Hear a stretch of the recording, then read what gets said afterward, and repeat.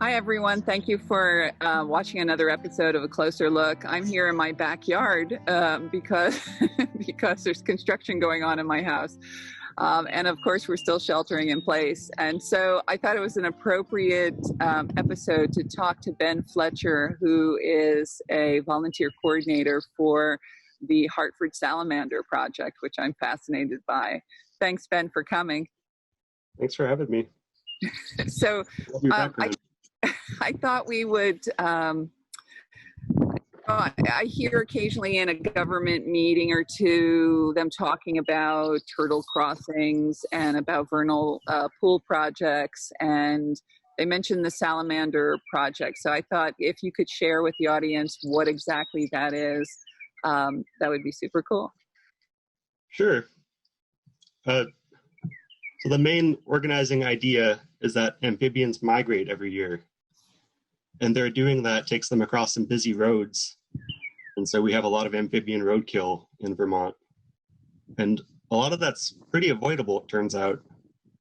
Like down in Keene, New Hampshire, there's the Hare Center for Environmental Education, I think they're called.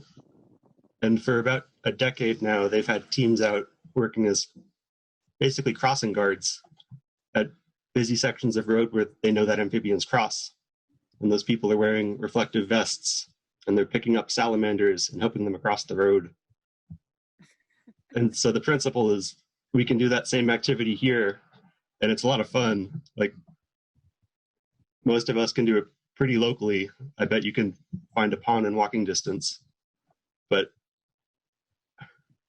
the more volunteers we get, the more amphibians we can help across the road and help to avoid car tires.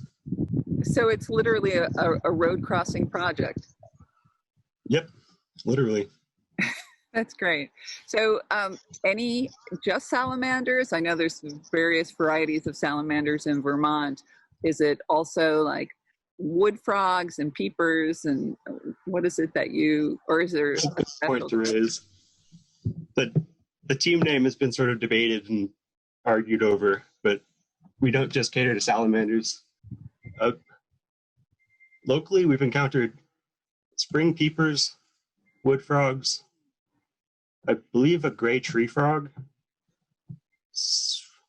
one or two bullfrogs, and then yellow spotted salamanders are the main mole salamander that we have. And I guess Jefferson salamanders exist around here too, but those are the super rare, elusive kind. Ooh, so if you get to help one cross the road, do you get extra points? I believe you might get like a newspaper article written about you. And there's a blue spotted salamander that I've never seen in real life. I've never seen that either. Yeah. I'm curious if they are local. I know they're New England. Like there are more salamanders in New England than I've seen personally. So anyone is watching, if they have any sort of still water, that's where everyone is procreating in the spring. Is that I have a stream in my backyard, but it's very active water.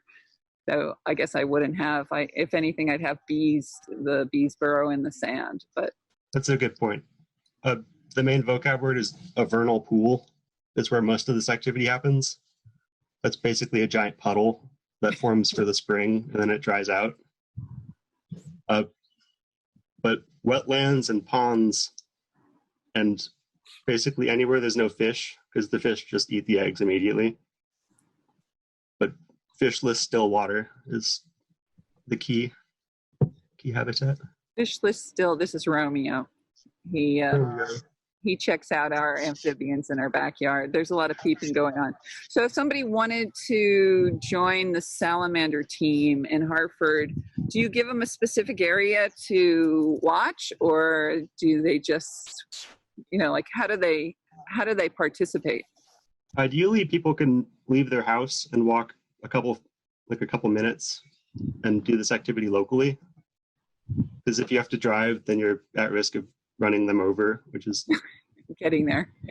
Yeah, it's kind of counterproductive, or it can be.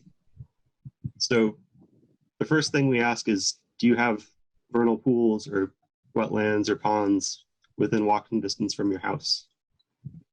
And we have a map going right now where we're adding those locations. So by mapping these, well, helping the animal itself, but by mapping these things out, I guess when you're doing construction in a community, it's helpful for the community to decide, I guess, where a culvert would be, or what kind of, what kind of important inland wetlands might need to be protected. Keene actually closes some roads that they found to be particularly busy with amphibians.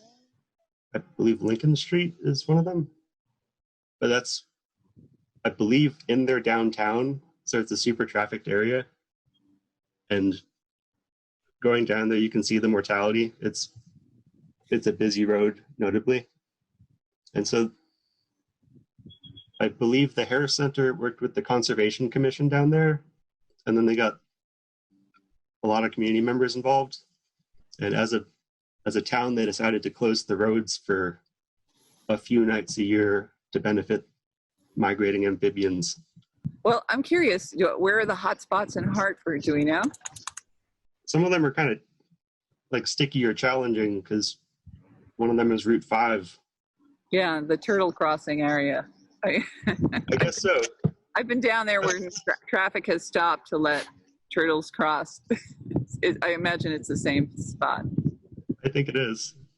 The key habitat for amphibian migration is you have a really dense forest, basically adjacent to like a wetland or a pond. But these salamanders and frogs live for the spring and the summer in forests, and that's where they're migrating from. And the aquatic center is for some reason like circled with the ideal habitat. And then there's a road that seemingly circles the pond that everything rushes to in early spring. Ben, you had said that you have a vernal pool on your property, so you don't have to go far. There's no place to cross them. Are you still trying to figure out anything about the salamanders and the amphibians? If you have property, in other words, do you count the eggs, or do you count the frogs? Or this year I've been watching the roads mainly, and my property does not fit the bill for, like, we don't have those dense forests that I mentioned, or there's no road cutting off the dense forests from the wetland. But I have gone out on most of the rainy nights this spring, and a lot of peepers are still on that road. And peepers are the smallest ones, and they're the hardest to see, and in a way the hardest to ferry. Are you scaring them, or do you take like a little piece of paper and sort of like a piece of cardboard and scoop them over, or what do you do? I've got a pretty good technique with my hands now, but the key is to wet your hands first and to make sure they're very clean, because these animals essentially breathe through their skin. And if you have dry hands, then you can absorb the moisture off of them, which I hear basically suffocates them, is a graphic way of putting that. But also, if you have lotions on your hand or any chemicals, those can be absorbed through amphibian skin. If somebody was interested, I know you have a Facebook page. So if I were to Google or search Hartford Salamander team, I would be able to find out information, or is there some way to contact somebody on the team so they could become a good salamander helper? Currently, the Facebook page that's our landing page, but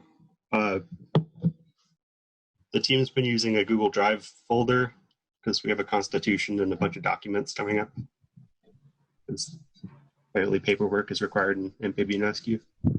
But yeah, so we have Hartford Salamander team at gmail.com if you want to directly contact us.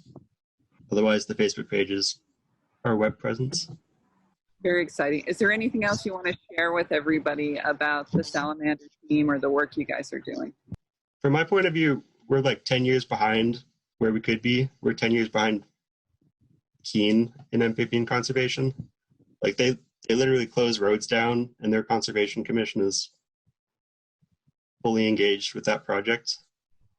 So my recommendation would be look to Keene and the Harris Center, see what we could do.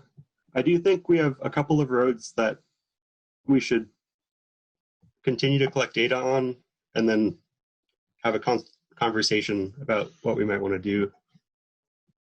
I don't even know if we have severe enough crossings to warrant a road closure, or maybe a detour, or what. But first we have to find out what our needs are, and then we can ponder the options. So next spring, when we can all get back together and have in-person meetings, hopefully, then we'll start that conversation.